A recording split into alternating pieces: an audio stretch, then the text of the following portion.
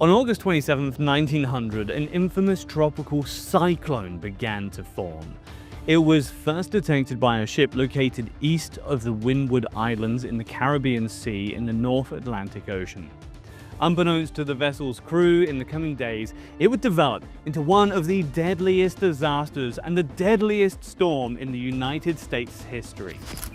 Hey, I'm Andy Roberts, and today I'm taking you on a voyage into the Galveston Hurricane, which has gone by many other names, including the Great Galveston Hurricane, the Galveston Flood, and the Great Storm of 1900. And it was the strongest storm of the 1900 Atlantic hurricane season and was said to have claimed the lives of somewhere between 6,000 and 12,000 people in the United States.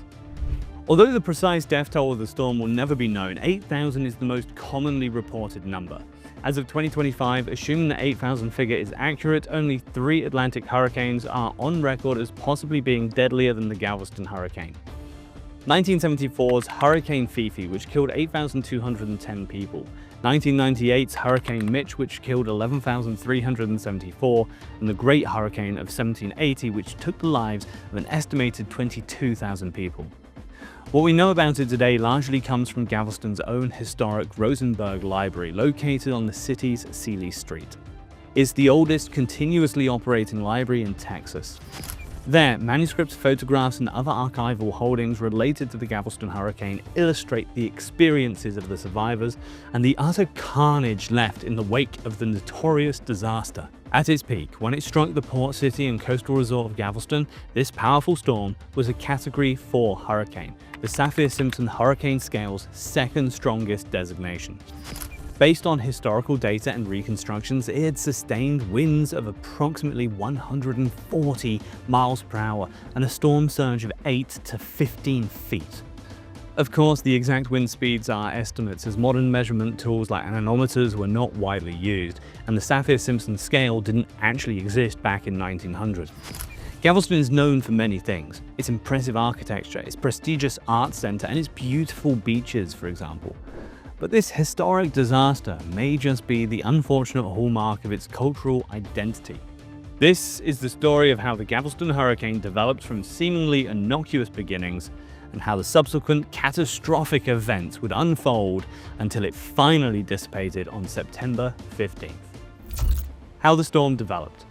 Having moved steadily west-northwestward and entered the waters of the northeastern Caribbean on August 30th, it made landfall as a fairly nondescript tropical storm in the Dominican Republic on September 2nd. After initially losing some of its potency while making its way across the island of Hispaniola in the Greater Antilles, it regained some traction in the Caribbean Sea before striking Cuba on September 3rd and drifting slowly but ominously across the island's southern coast. On September 6th, as the storm hit the Gulf of Mexico, citizens along the coast received warnings that it was developing into a hurricane, including those from sailors arriving with tales of horrendous weather brewing in the Gulf. But it was a warning many of them tragically ignored. In the days before wireless communications, weather radar, and weather satellites, some unfortunately shrugged off the rumored extent and potency of the approaching storm as mere hearsay or hyperbole. Thankfully, however, many lives were spared, thanks to the actions and quick thinking of Galveston's Weather Bureau manager, Dr. Isaac M. Klein.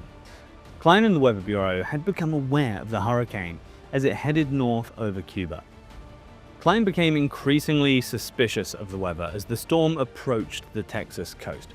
He firmly believed a major event was pending and leaped into action. He raised the hurricane warning flags atop the Weather Bureau building on September 7th, which turned out to be one day before the storm struck the city. Throughout the 7th, and before it hit on the morning of the 8th, he stubbornly patrolled the beach, warning citizens to retreat to higher ground.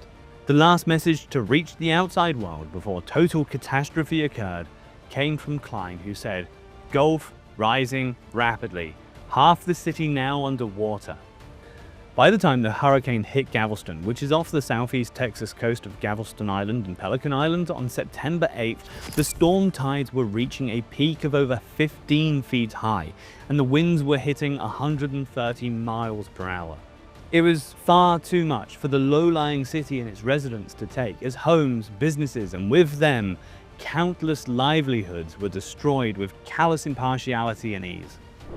Somewhat ironically, one of the first instances of damage occurring was when the anemometer was ripped off the Weather Bureau building. With a population of close to 40,000 people, the death toll of the disaster could have been so much worse without Klein's warning. It was, of course, still a disastrously significant number, as close to 20% of those people perished. The following day, it made landfall in mainland Texas, and as it headed inland, substantially weakened to tropical storm intensity. As it turned east-northeastward and reached Iowa, it became extra-tropical, accelerated and strengthened as it crossed the Midwestern United States, New England, and eastern Canada. On September 13th, it reached the Gulf of St. Lawrence that fringes the shores of the Canadian provinces of Quebec, New Brunswick, Nova Scotia, Prince Edward Island, Newfoundland, and Labrador, and struck Newfoundland later that day. At that point, the storm entered its final stages over the North Atlantic Ocean. It weakened dramatically and was last observed on September 15th near the Nordic island nation of Iceland on the mid-Atlantic ridge between North America and Europe, where it dissipated entirely. A devastating path of destruction. While the estimated 8,000 lost lives were the most devastating part of the storm's effects, they were only the tip of the proverbial iceberg. The very course of Galveston's future was changed forever. In the decades before the storm hit, the island was a thriving, prosperous city, to the extent that it had become known as the Wall Street of the South, and had more millionaires occupying its land per capita than any other city in the United States. Of the reported 8,000 tragic deaths, at least 6,000 occurred on Galveston Island. Despite the fact the 120-mile-per-hour sustained winds were immense, most of the fatalities came as a result of saltwater drowning due to the 16-foot storm surge that washed over the city. That was hardly surprising, given that the highest point in Galveston was only 8.7 feet above sea level, allowing the entire place to be completely engulfed in water. To put into perspective how devastating this particular storm was, according to Bill Prosner, director of the National Weather Service Southern Region, in the year 2000, the number of people who lost their lives because of it represents more than the combined number of deaths that occurred in the 325 tropical storms and hurricanes that struck the United States in the subsequent 100 years. In fact, at that point, the Galveston Hurricane accounted for 1/3 of all tropical storms or hurricane-related fatalities that had occurred in America since it was founded in 1776. The storm surge that hit Galveston created gigantic waves so destructive that they bulldozed countless buildings and broke them into pieces. 2,636 houses were completely destroyed, and thousands more sustained significant damage. Taking all of that into account, plus the many businesses that were washed away, Galveston's property losses were estimated to be somewhere between $28 and $30 million.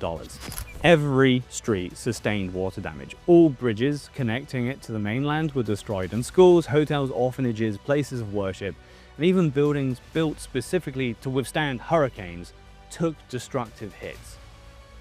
One of the most upsetting stories from during the storm involved the St. Mary's Orphans Asylum, owned by the Sisters of Charity of the Incarnate Word. The building was occupied by 93 children and 10 sisters. When the water began to converge upon the establishment, the sisters moved the children into the newer and sturdier girls' dorm. As the realization of the threat set in, the sisters had the children sing the French Marion hymn, Queen of the Waves, to calm them. With the building's collapse imminent, the sisters tied themselves to several children using clotheslines. Tragically, following the inevitable collapse, it was discovered that all of the sisters had died, as well as all but 3 of the children. To give an idea of the scale of this event, the same storm system had a vast impact across large parts of North America. In the Caribbean, for example, Jamaica's resulting heavy rainfall caused all rivers to swell, and the subsequent floodwater severely damaged banana plantations, washed away miles of railroad, and caused damage estimated to have cost the island thousands of British pounds. In Cuba, the city of Santiago de Cuba, the weather was officially recorded as being the worst it had been in 23 years, and the southern end was totally submerged under 5 feet of water, with emergency services including police and firefighters being called in to rescue and assist stranded residents. Also, in the sparsely populated small village of Daiquiri, a German steamer, the St. George, ran aground. Elsewhere, the US occupation military government of Cuba received a telegraph from the mayor of Trinidad, pleading for assistance and describing how the storm had destroyed all the island's crops and left many people destitute.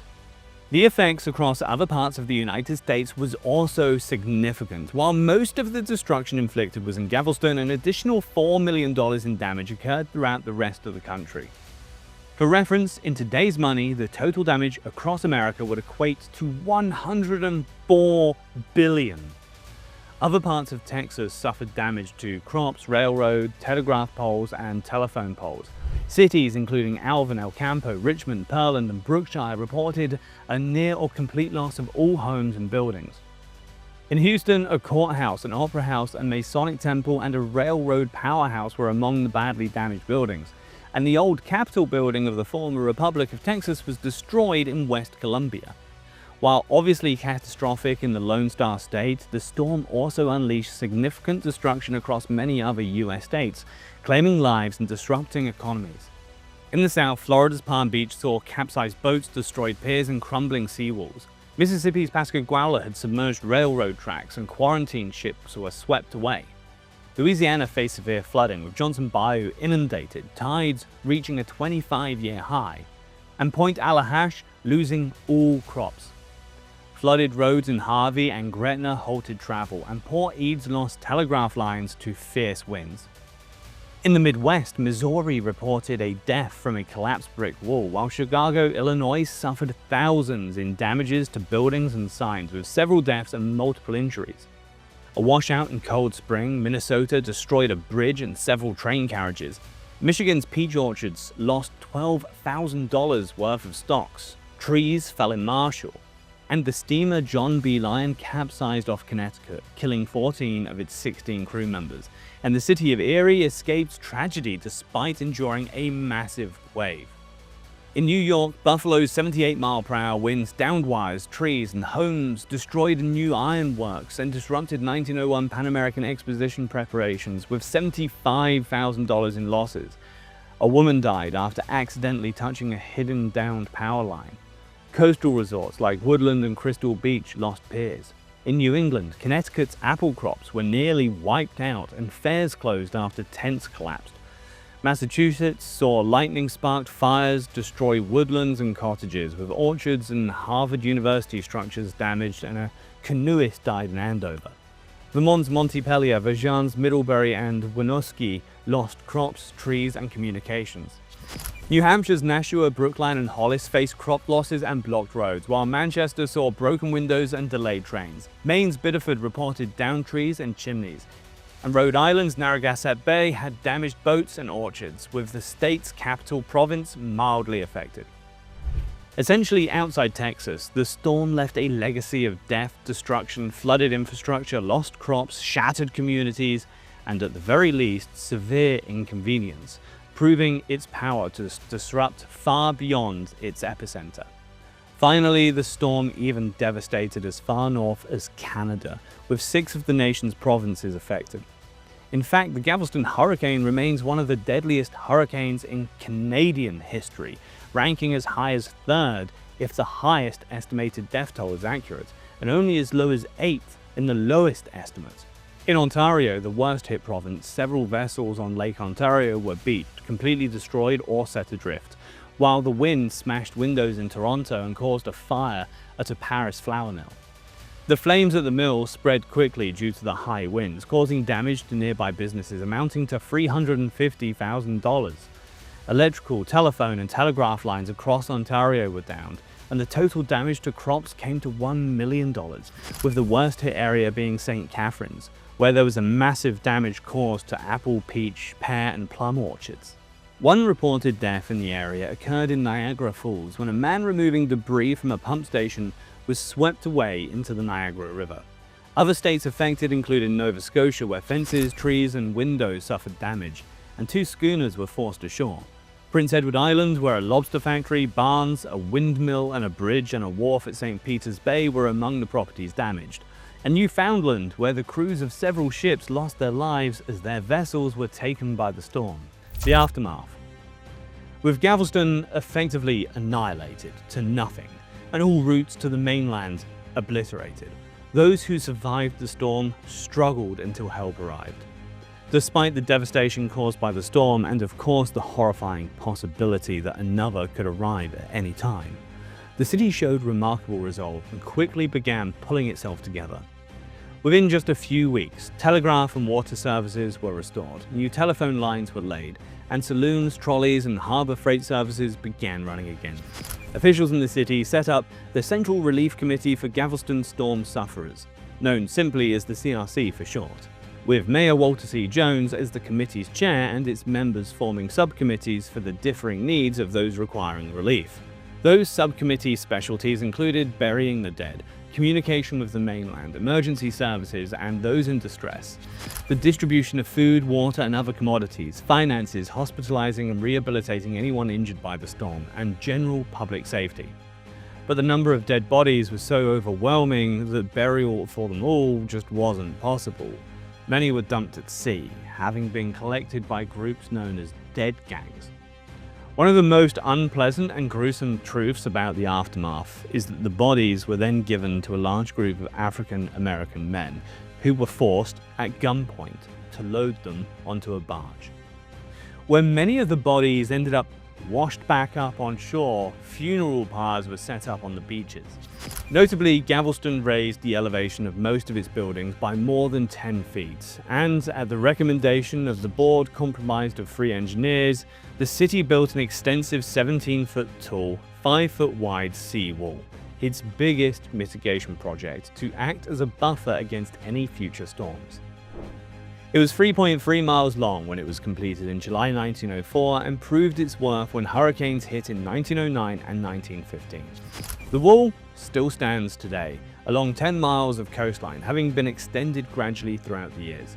Sadly, the reconstruction of Galveston and the safety measures that were put in place didn't prevent the city's status as the premier shipping port from being lost to Houston a few years later. Also, such was the level of devastation, 2,000 survivors left Galveston and never returned. The huge decline in population due to the deaths and departures saw Congregation B'nai Israel Rabbi Henry Cohen and philanthropist Jacob Skiff spearhead the Galveston Monument, which aimed to draw Jewish immigrants away from the crowded nearby East Coast areas and towards Galveston. Around 10,000 of them arrived in Galveston as a result, but only a few permanently settled there. Now, 125 years after the Galveston hurricane hit, the island city has a thriving economy centered on the tourism, healthcare, shipping, and financial industries. To ensure nobody will ever forget the historic storms of its victims, in 2000, on the 100th anniversary of the disaster, Galveston artist David Moore crafted a bronze memorial sculpture commemorating those who died in it. It depicts a woman cradling a child and is located on the seawall at 47th Street. Several other markers related to the event exist in the area. Located between Murdoch's and Galveston Island's historic pleasure pier, there are 2 markers reflecting the significance of the seawall and grade-raising projects that were completed in the storm's aftermath.